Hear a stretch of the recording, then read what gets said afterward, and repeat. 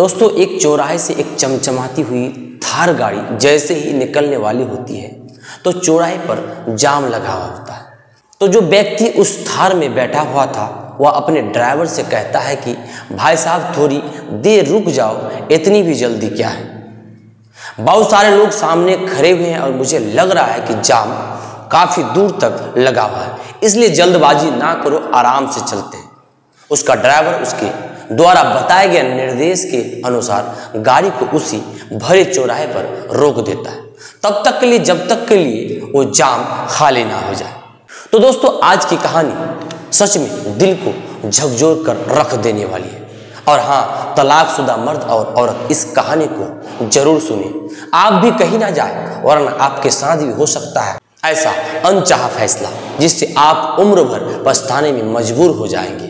हो सकता है यह कहानी सुनने के बाद आपकी भी जिंदगी बदल जाए। आदाब, मेरा नाम है प्रिंस और आप देख रहे हैं सच्ची कहानी हिंदी 2.0। अगर आप हमारे फेसबुक पेज में देख रहे हैं तो सीमांचल एक्सप्रेस न्यूज। साल था 14 अगस्त 2015 को। यूपी का एक जिला पड़ता है कन्नौज, और इसी कन्नौज में एक जगह पड़ती है छिबरामऊ।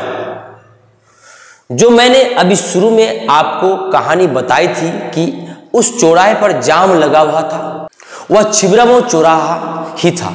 यहीं पर ही जाम लगा हुआ था और उस थार गाड़ी में बैठे अजय, जो कि थार के मालिक थे, वह किसी विशेष काम से मुंबई जा रहे थे। और जैसे ही चौराहे पर थार रुकती है तो अजय जी, जो कि बहुत दयालु किस्म के आदमी हैं, वह देखता है कि उनके गाड़ी के आसपास 3-4 महिलाएं आती हैं जो गंदे गंदे कपड़े पहने हुए हैं, सबकी बाल बिखरी हुई, बदन में मैला। तो यह देखकर उन्हें लगता है कि जैसे यह लोग भीख मांगने वाली है। जैसे आपने देखा ही होगा कि बहुत सारे चौक चौराहे पर भीख मांगने वाली खड़ी रहती है।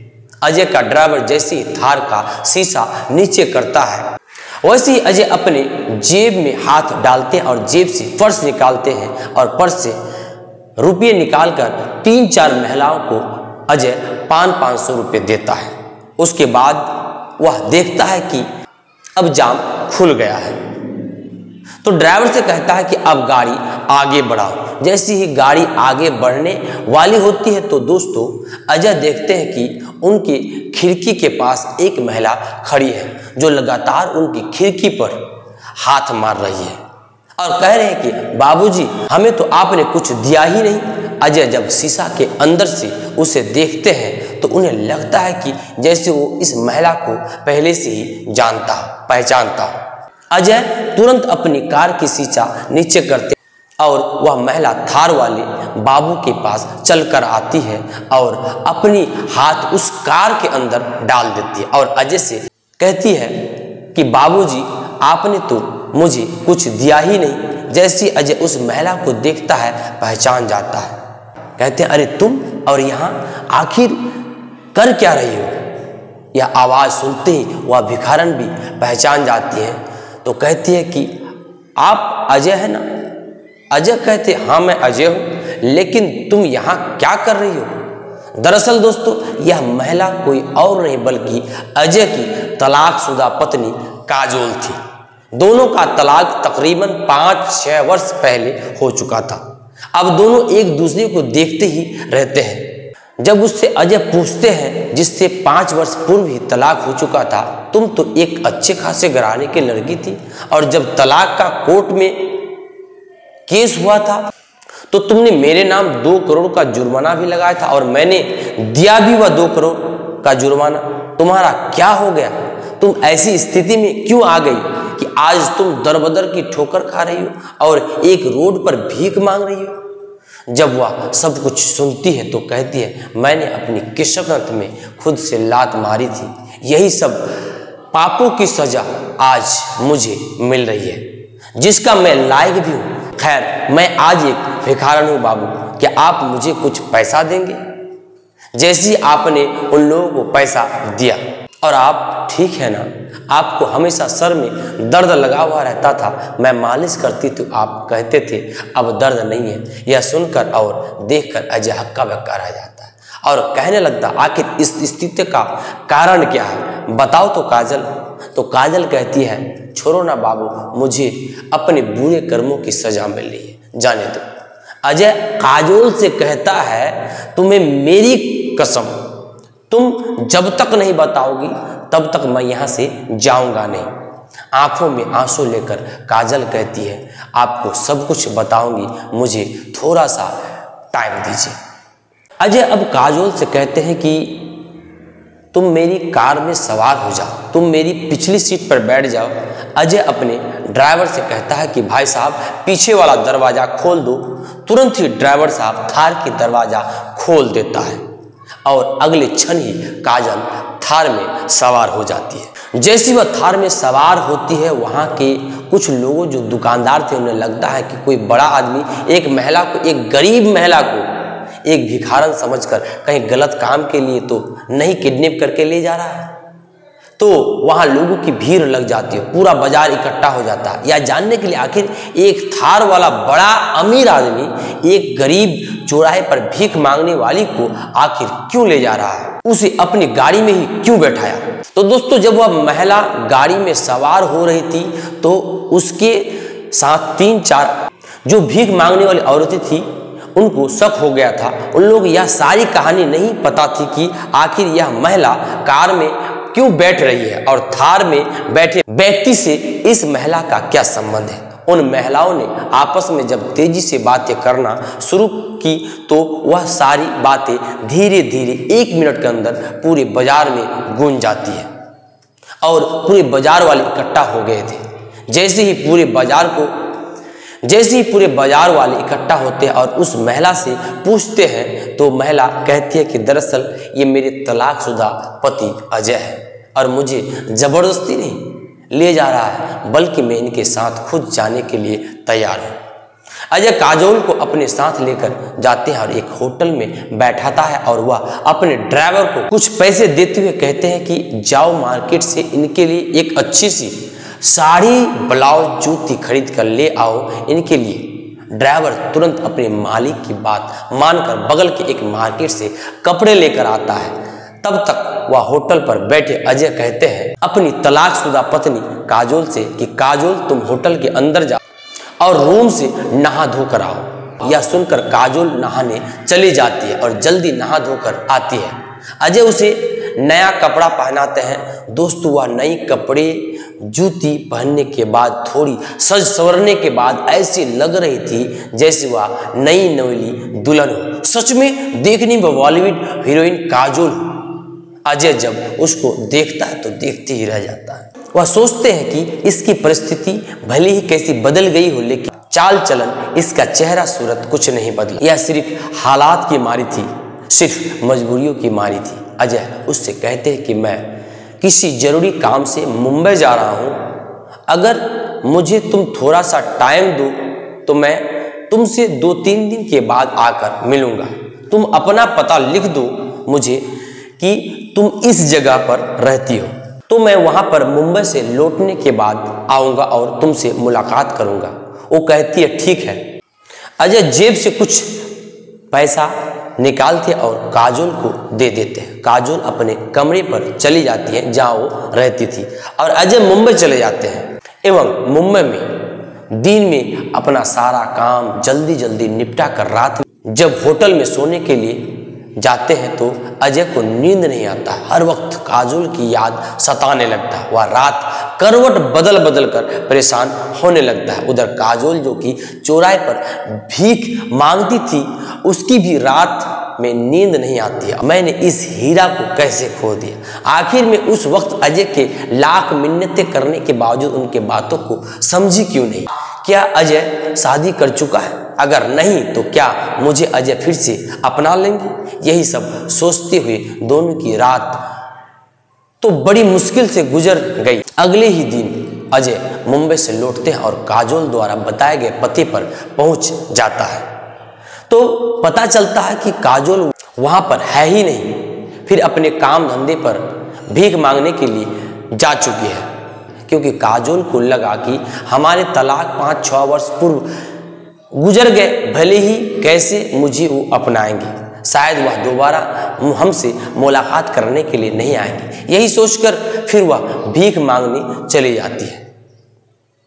अजय फिर उसी चौराहे पर आते हैं जहां पर जो उन्हें पिछले दिन मिली थी उनकी तलाकशुदा पत्नी काजोल को फिर से अपनी गाड़ी में बैठाता है। गाड़ी पर बैठने के बाद काजोल उन्हें अपने रूम पर ले जाती है जहां पर एक किराए के गंदे छोटे से कमरे में रहती थी।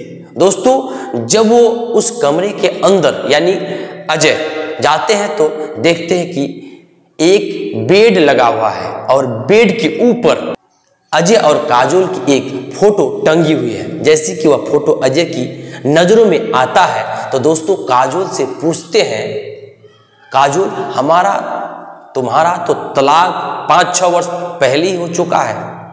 हमारा तुम्हारा एकदम अलग अलग रास्ता हो गए थे, सब कुछ बंटवारा हो चुका था, सब कुछ कोर्ट में तय हो चुका था। तुमने मेरे ऊपर हर्जाना लगाया था, वह 2 करोड़ रुपए भी मैंने तुम्हें दे दिए थे। यह आखिर तस्वीर क्यों लगा रखी हो? काजोल फूट फूट कर रोने लगती है और कहती है कि दरअसल मैंने आपको तलाक भले ही दे दिया था, लेकिन उस तलाक के पीछे मेरी रजामंदी नहीं थी। मैं दरअसल आपको कभी तलाक देना ही नहीं चाहती थी। मैं आज भी आपको उतना ही प्यार करती हूँ जितना कि शादी के बाद क्या करती थी, यानी तलाक से पहले करती थी आपको। अजय कहते हैं कि फिर तुमने तलाक मुझे क्यों दिया? तब वह पूरी कहानी बताती है।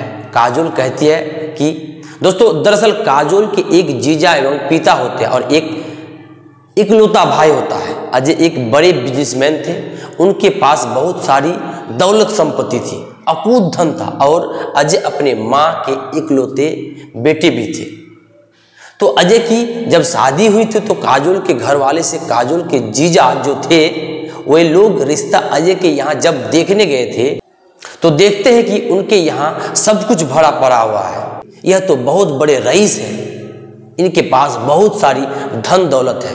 वह लोग सोचते हैं कि हमें चाहे जो करना पड़े भले ही, लेकिन लड़का इकलौता है, हम शादी इसी के यहाँ करेंगे और लास्ट में होता भी वही है। वह शादी अजय से ही करवाते हैं और जब शादी हो जाती है तो जीजा जो था ना वो बहुत ही लालची टाइप का इंसान था और वो जो कहता था वही अजय के ससुराल में मान होता था, यानी काजोल के माता पिता और भाई मानते थे। जब काजोल दुल्हन बनकर अजय के घर जा चुकी थी तो जैसे 1-2 साल रिश्ता चलता है, उसके बाद धीरे धीरे देखते हैं उसके जीजा, उसके भाई, उसकी माँ बाप सब लोग काजल को कहीं ना कहीं से चिढ़ाने लगते हैं और काजोल बहकावे पर आ भी जाती है और अपना घर खुद ही तोड़ने पर उतावली हो जाती है और स्थिति यहाँ तक पहुँच जाती है कि दोनों का आपस में तलाक का केस चलता है। काजोल के जीजा और काजोल के घर वालों को यानी मायके वालों को पहले से ही पता था कि अजय के पास पैसों की कमी नहीं है, तो अगर मैं उनके ऊपर जुर्माना ठोकूं तो ये आराम से पैसे दे देंगे और उस पैसे को लेकर हम अपनी जिंदगी अच्छे तरीके से गुजारेंगे। लेकिन काजोल को इस चीज की भनक तक नहीं थी कि यह लोग उसका घर बिगाड़ रहे हैं, उसका घर फूंक रहे हैं, उसके साथ धोखा कर रहे हैं। काजोल भी अपने मम्मी पापा और अपने भाई के कहने पर यह सारा कृत्य करती थी और लास्ट में कोर्ट में दोनों का तलाक हो जाता है। काजोल अपने परिजन के कहने पर 2 करोड़ का जुर्माना अजय पर ठोक देती है और अजय भरे कोर्ट में 2 करोड़ अदा करके दोनों का संबंध खत्म, यानी दोनों का तलाक हो जाता है। यह सारे पैसे काजोल के नाम से उनके खाते में आ जाते हैं। अब धीरे धीरे उसका जीजा कहता है कि काजोल देखो अब तुम्हारा तलाक हो गया, मैं तुम्हारी अच्छी शादी करा दूंगा। जबरदस्त खूबसूरत लड़का देखकर ऐसे तुमसे कोई शादी नहीं करेगा क्योंकि तुम तो तलाकशुदा हो, तो तुम्हें सबसे पहले एक छोटा सा घर बनाना होगा, एक प्लॉट यानी एक जमीन खरीदना होगा जिसमें कोई भी लड़का या कोई भी परिवार लालच में आकर तुमसे शादी करने के लिए तैयार हो जाए।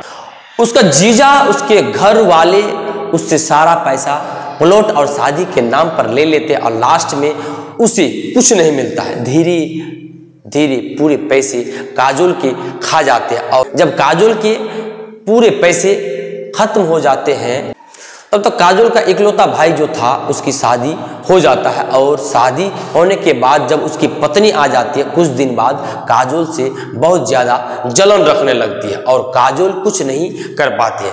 काजोल अब और बड़ी हो चुकी थी। जब उसकी शादी हुई थी तो शायद वो समझदार नहीं थी, वो नादान थी कि जो चीज़ों को समझ पाए।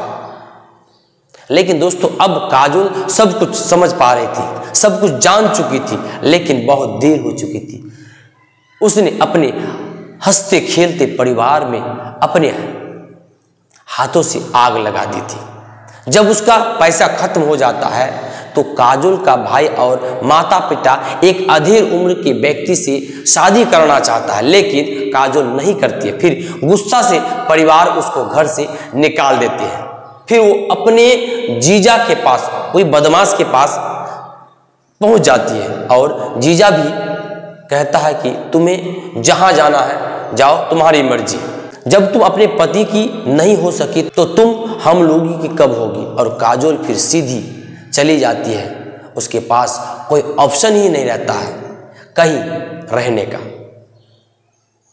तो वो थक हार कर मजबूरन रोड पर कुछ महिलाओं के मिलने के बाद एक दूसरे से जो रोड पर भीख मांगने का काम करती है, दोस्तों काजल से वो कहती है कि तुम मेरे साथ आओ, कोई चिंता ना करो।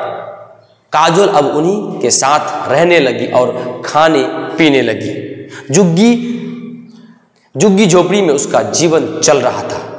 उसके बाद उसने अब कभी शादी ना करने की कसम खाई। अब धीरे धीरे काजोल भीख मांगने लगी थी। जब पूरी कहानी काजोल ने उसी कमरे में अपने पति अजय को सुनाई तो अजय की आंखों से आंसू निकलकर जमीन पर गिरने लगे।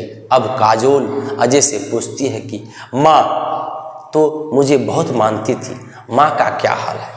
अजय कहता है कि माँ आज भी वैसी ही है, माँ तुम्हें आज भी याद करती है। तुम्हें पता नहीं कितनी बार मुझसे कहा क्या मेरी बहू अब मुझे वापस नहीं मिल सकती है, लेकिन अब वह बुजुर्ग हो चुकी है। अब मैं उन्हें क्या ही बताऊं कि हमारा कोर्ट में तलाक हो चुका है, अब हम कभी एक दूसरे का नहीं हो सकते। अजय से कहती है कि अगर दिल सच्चा हो, मोहब्बत सच्ची हो और इरादे नेक हो तो हम अभी एक हो सकते हैं। दोस्तों बिजनेस में हमेशा बिजी रहने के चलते अजय भी अब तक शादी दोबारा नहीं किया था। अजय कहता है कि नहीं, कानूनी और धार्मिक तौर पर हम हर तरीके से अब अलग हो चुके हैं। इतना कहकर वह कुछ पैसे निकालता है और कहता है कि यह पैसे रखो, हर महीने का जो तुम्हारा खर्च होगा उसे मैं देता रहूँगा, मुझसे लेते रहना, लेकिन मैं तुम्हें अपने साथ नहीं ले जा सकता, ना ही रख सकता हूँ। तो काजोल को पैसे देता है और अपनी थार में बैठ जाता है। जैसी थार में सवार हो जाता है काजोल उसके पांव पकड़कर रोने लगती है और अजय का भी दिल पिघल जाता है। काजोल कहती है कि एक बार मुझे अपनी सासू माँ से बात करा दो प्लीज अजय, सिर्फ एक बार। अजय अपनी जेब से अपना मोबाइल निकालते हैं और तुरंत अपनी माँ को कॉल करते हैं और कहता है कि माँ काजोल मिल गई है, काजोल से बात करना है। जैसे ही उसकी माँ यह बात सुनती है, यानी कि उसकी बहू काजोल आज इतने दिनों बाद उसकी बेटी को मिली है, वह तुरंत अपने बेटे से तपाक से बोलती है कि बेटा बात कराओ मुझे। फिर अजय फोन को अपनी तलाकशुदा पत्नी को काजोल को पकड़ाता है। अब सास और बहू दोनों एक दूसरे से काफ़ी लंबी बात करती है और अजय की माँ अजय से कहती है कि ऐसा करो कि तुम बहू को सीधा घर वापस लेकर आओ। अब अजय चूंकि अपनी माँ की बातों को टाल नहीं सकता था, काट नहीं सकता था, क्योंकि उसकी माँ को तलाक के बारे में बताया नहीं था। अचानक बता देता तो उसकी तबीयत खराब हो सकती थी। तो अजय ने उसी थार में काजोल को बैठाता है और सीधे लेकर अपने घर पहुंचता है। दोस्तों जैसे ही घर पहुंचता है वह देखता है कि उसकी माँ आरती की थाली सजाए हुए अपनी बहू का इंतजार कर रही थी। वह अपनी बहू की आरती करती है, दोनों एक दूसरे के गले मिलते हैं, सास और बहू खूब रोती है। उसके बाद अजय कहता है कि माँ यह वही काजोल है जिसने कोर्ट में मुझसे 2 करोड़ का जुर्माना लिया था और मैंने 2 करोड़ जुर्माना भरा भी था। क्या इस महिला को दोबारा अपने घर में रखना चाहिए?